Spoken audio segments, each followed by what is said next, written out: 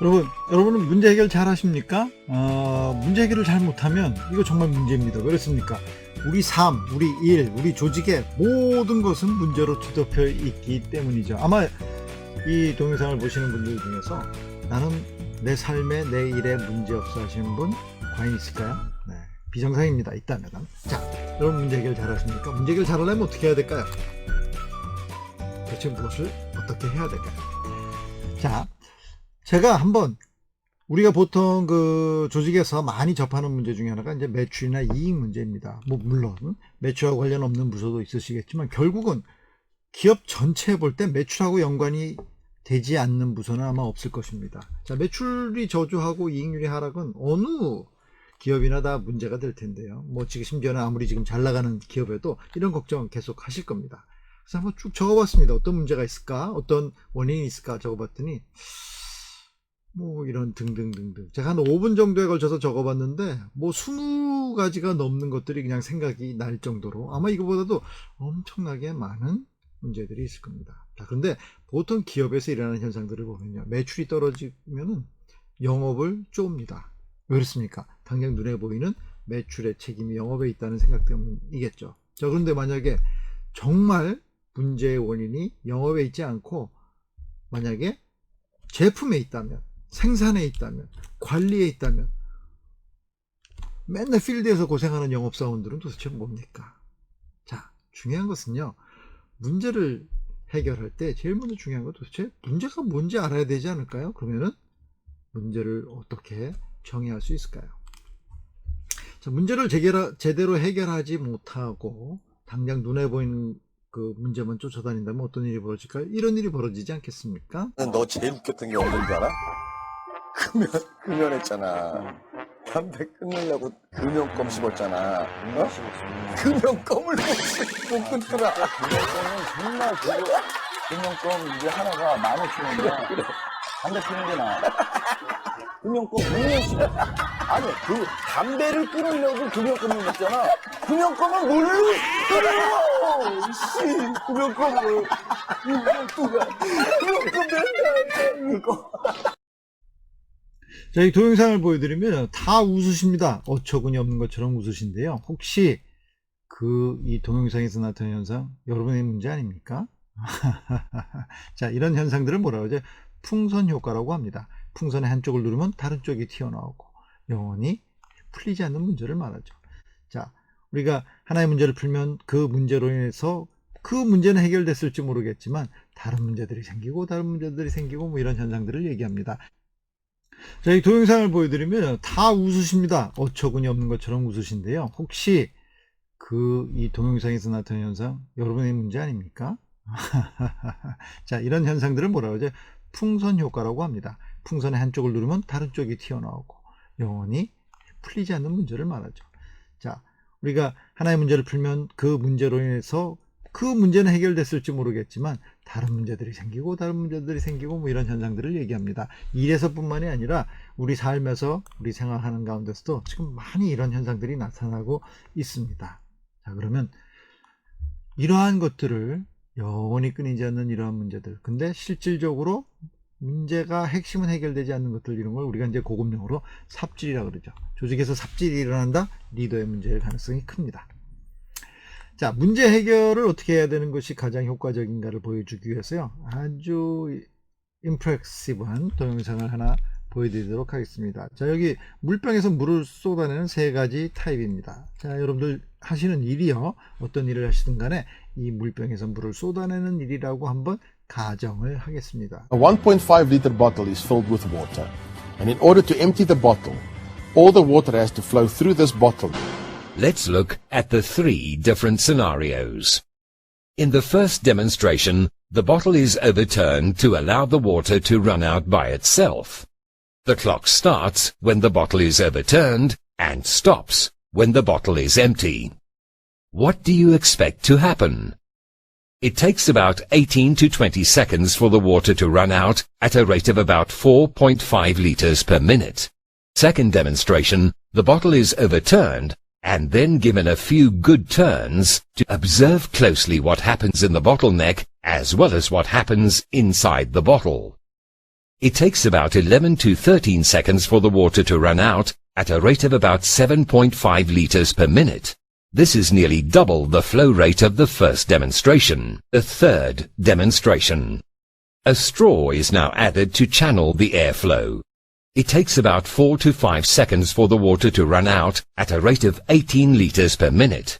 This is about double the flow rate of the second demonstration and about 4 times the rate of the first demonstration. Yes, it is done by doing the right things right.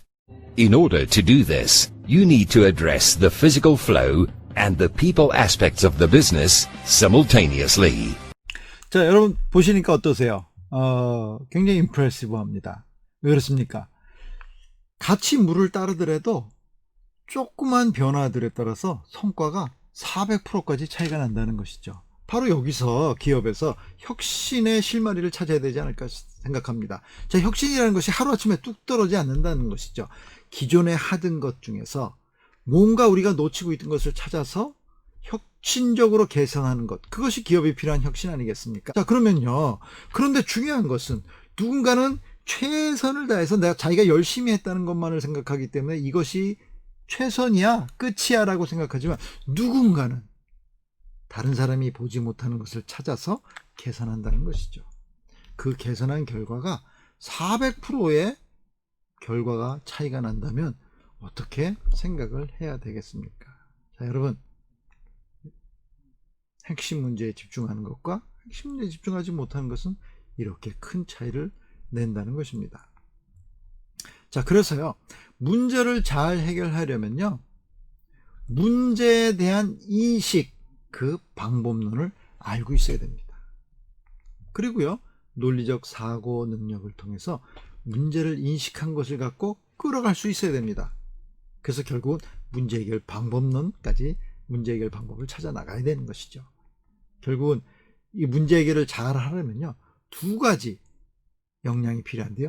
현상의 구조화 역량, 그리고 사고 전개의 역량. 결국은요, 사고의 프레임워크가 필요로 합니다. 자, 그러면 어떤 사고 프레임워크가 필요로 할까요? 문제 해결 프레임워크를 보면요, 문제 상황을 정의할 수 있어야 됩니다. 그 정의한 것을 가지고요, 핵심 원인을 파악해낼 수 있어야 됩니다. 그 찾아낸 핵심 원인에 대해서 해결책을 찾고요, 그 해결책을 실행하고, 그리고 문제 해결이 되었는지 점검해야 됩니다. 만약에 문제가 해결이 되지 않았다면 어떻게 해야 될까요? 처음으로 돌아가서 문제 상황부터 다시 파악해 봐야 됩니다. 세상에 존재하는 어떤 문제 해결 방법론도 이 체인을 벗어날 수 없다는 것이죠. 뭐 효과적으로 빨리 할 수는 있겠지만요. 자, 여러분 화제를 좀 돌려주세요. 우리 조직에서 일 잘하는 사람들의 특징이 뭡니까? 만약에 여러분들 리더로서 일 잘하는 사람들의 특징을 제대로 정의하거나 정리하지 못한다면 일 잘하는 사람들을 뽑을 수 있겠습니까? 자, 이런 일 없으십니까? 열심히 인터뷰를 해갖고 사람 하나 뽑았습니다. 일 잘할 것 같아요. 뽑았습니다. 한 두세 달 지나갔고요. 옆 팀장들, 리더들한테 이런 얘기합니다. 땅을 꽉 치면서요. 야, 내가 저 친구 저런 놈인 줄 몰랐네. 저런 놈인 줄 알아야 되는 거 아니겠습니까? 자, 그러면 그 사람이 두세 달 지나갔고 달라진 게 무엇일까요? 달라진 거 아무것도 없습니다. 그 사람은 원래 그런 사람이었다는 것이죠. 누구의 책임입니까? 그 사람을 뽑은 리더의 책임입니다. 개인의 책임뿐입니까? 리더가 사람 하나 잘못 뽑아갖고 두세 달의 시간이 지나면서요, 회사에 끼친 그 손해는 누가 보상해낼 것입니까? 여러분, 리더 한 사람이 잘못되면요, 회사에 엄청난 손해를 끼치게 됩니다.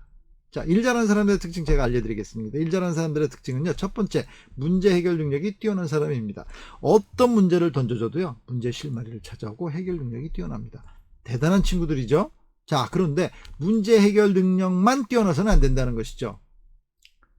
반쪽이라는 얘기입니다. 그럼 나머지 반쪽은 뭘까요? 바로 커뮤니케이션 능력이 뛰어난 사람들입니다. 자, 그러면 왜 이 두 가지가 중요할까요? 이 두 가지는요, 같은 역량이라는 겁니다.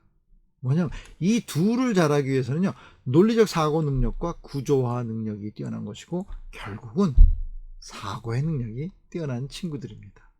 자, 문제 해결 방법론에서는요, 여러분들께 이 문제 해결 역량의 가장 기본이 되는 논리적 사고로부터 시작해갖고 추론하는 방법도 여러 가지 방법들을 함께 녹여서 여러분들과 함께 나눠 볼 겁니다. 자, 이 문제 해결 방법론은 제가 개인적으로 아이잼 세계경영연구원에서 거의 2년 반 동안 매달 20-30명의 팀장들, 또 때로는 기업의 출장 강의를 통해 갔고요. 아마 수도 없이 강의하고 또 개발하고 발전시켜온 강의고요. 제가 강의한 것 중에서 가장 효과 좋다, 또 가장 높은 만족도를 기록한 강의이기도 합니다. 이 강의를 통해서요, 여러분들한테 신세계를 열어드릴 것이라고 생각합니다. 기대되십니까?